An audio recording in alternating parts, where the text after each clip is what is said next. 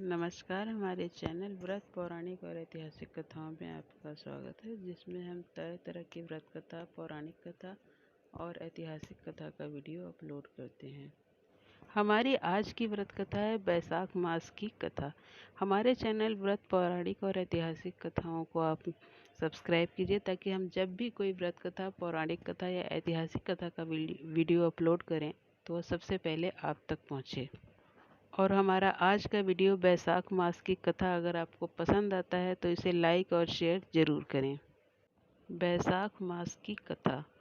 एक राजा था। वह बैसाख माह में प्रतिदिन ब्रह्म मुहूर्त में उठकर गंगा जी में स्नान करता था। राजा का आदेश था कि मुझसे पहले गंगा जी में कोई भी स्नान नहीं करेगा। राजा जब गंगा जी में स्नान करने जाते तो उन्हें प्रतिदिन शांत जल के स्थान पर हिलता हुआ हलचल युक्त जल दिखाई देता था। तो राजा को संदेह होता था कि निश्चय ही मुझसे पहले कोई प्रतिदिन गंगा जी में स्नान करता था। अतः राजा ने नदी के तट पर पहरेदार बिठा दिए। गंगा जी के तट पर एक वृक्ष था। उस पर एक बंदरिया रहती थी। वह प्रतिदिन राजा के स्नान करने से पूर्व स्नान करके वृक्ष पर चढ़कर बैठ जाती थी। इस प्रकार होते होते पूरा बैसाख माह व्यतीत हो गया, किंतु अंतिम दिन राजा के सिपाही ने बंदरिया को देख लिया और उसे पकड़कर राजा के पास ले गए और कहा कि यह बंदरिया आपसे पूर्व प्रतिदिन गंगा जी में स्नान करती है। उधर राजा की प्रतिज्ञा थी कि यदि कोई भी स्त्री मुझसे पूर्व स्नान करती होगी तो मैं उससे विवाह कर लूँगा। इसलिए राजा को बंदरिया के साथ विवाह करना पड़ा। वैशाख स्नान के पुण्य से बंदरी के गर्भ ठहर गया। 9 मास पूर्ण होने पर बंदरी ने राजा से पूछा कि शिशु जन्म के समय मुझे क्या करना चाहिए।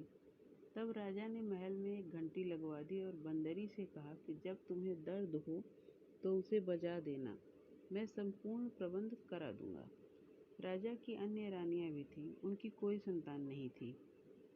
बांदरी को गर्भ है यह समाचार जानकर अन्य रानियां मन ही मन बांदरी से ईर्ष्या करने लगीं और भावी संतान का नाश करने हेतु विभिन्न योजनाएं बनाने लगीं। घंटी लगी देखकर एक रानी ने बंदरी से इसका कारण पूछा। बंदरी ने संपूर्ण वृत्तांत बता दिया।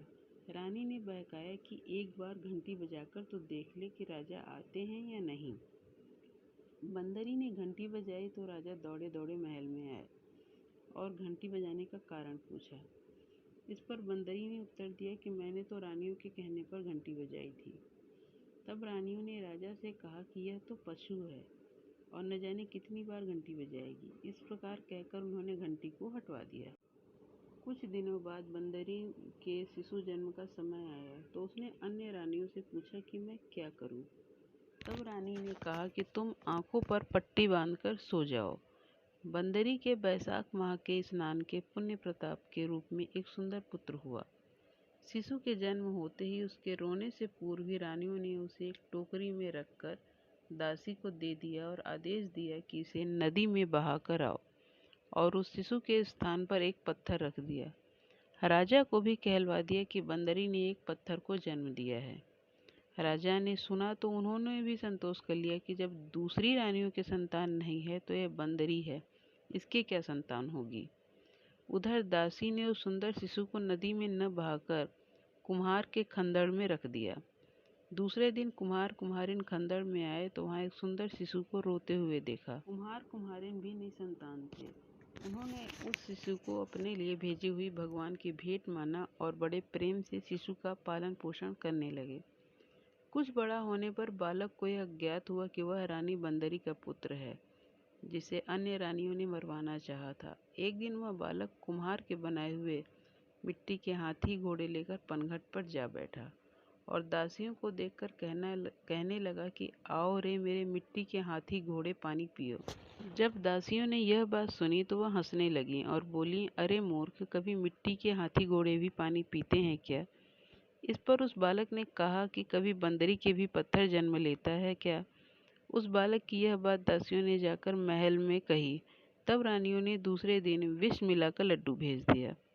ईश्वर की कृपा से विष का लड्डू भी गोंद और बादाम हो गए और उस लड्डू के खाने से उस लड़के की मृत्यु नहीं हुई। यह समाचार दासी ने रानी को दिया और रानी ने राजा से कहकर कुम्हार को देश से निकाला दिलवा दिलवा कुम्हार वन में रहने लगा। तत्पश्चात अगले वर्ष चैत्र माह में माता गणगौर के पूजन का दिन आया तो वह बंदरी का पुत्र 108 करवे और 108 गोली लेकर घड़े में पानी भरकर बगीचे के बाहर बैठ गया। उधर राजा की और साहूकार की पुत्रियां गणगौर बनाने के लिए मिट्टी लेने के लिए आईं और बगीचे में खेलने और झूलने लगी। इस कारण कुछ समय बाद उन्हें प्यास लगी। तब उन्होंने उस बंदरी के पुत्र से जल पिलाने के लिए कहा तो उस बालक ने उत्तर दिया कि मेरे पास एक गोली है, उसे खाते जाओ और मेरी चारों ओर फेरी लगाते जाओ, तब मैं तुम्हें जल पिलाऊंगा। इस पर पहले तो कन्याओं ने मना किया, किंतु प्यास तीव्र होने के कारण मान गई। इस प्रकार गोली खाने और उस युवक के साथ फेरे लेने से वह गर्भवती हो गई। बाद में जब उनके माता पिता को यह ज्ञात हुआ तो वह सभी कुम्हार के पास आया और संपूर्ण वृत्तांत सुनाया और कहा कि तेरे पुत्र ने हमारी कन्याओं से विवाह किया है, अब तुम्हें इन्हें अपने पास रखना होगा। तब कुमार ने निर्धन होने के कारण असमर्थता व्यक्त की। 2 कन्याओं के माता पिता ने बहुत सारा धन देकर अपनी कन्याओं को कुम्हार के घर विदा किया और कुम्हार के घर 108 बहुएं आ गईं और कालांतर में उनके 108 ही पोते हो गए। कुम्हार ने समस्त नगरी को भोजन हेतु निमंत्रण दिया और राजा को भी बुलवा लिया। राजा के यहाँ से रानी बंदरी के अतिरिक्त सब भोजन हेतु पधारे। तब राजकुमार राजा की आज्ञा लेकर बंदरी को लेने रथ पालकी लेकर गया और लाकर सभा में सबसे ऊंचे स्वर्ण आसन पर बिठाया। राजकुमार ने अपनी सभी पत्नियों को समझा दिया था कि बंदरी मुझे जन्म देने वाली माता है। एक एक बहू रानी बंदरी के चरण स्पर्श करती गई और एक एक सोने का सिक्का और पोते को गोद में देती गई। जब राजा और अन्य रानियों ने यह सब देखा तो कुम्हार के पुत्र से इसका कारण पूछा।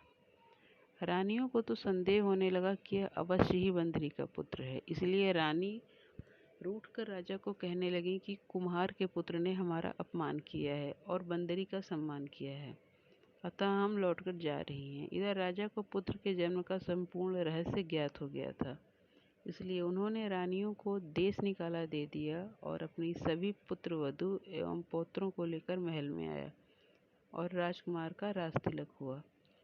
कुम्हार कुम्हारिन को राजकुमार ने महल में रहने के लिए निवेदन किया, किंतु वह नहीं माने। तब राजा ने उन्हें ढेर सारा धन दिया। वैशाख स्नान का इतना महत्व है तो सबको वैशाख स्नान करना चाहिए। बंदरी ने वैशाख स्नान किया तो उसे राजा का राज्य, पुत्र, बहुएं आदि प्राप्त हुई हैं। जैसे बंदरी को वैशाख स्नान का पुण्य मिला, ईश्वर सभी को वैशाख स्नान का पुण्य दें।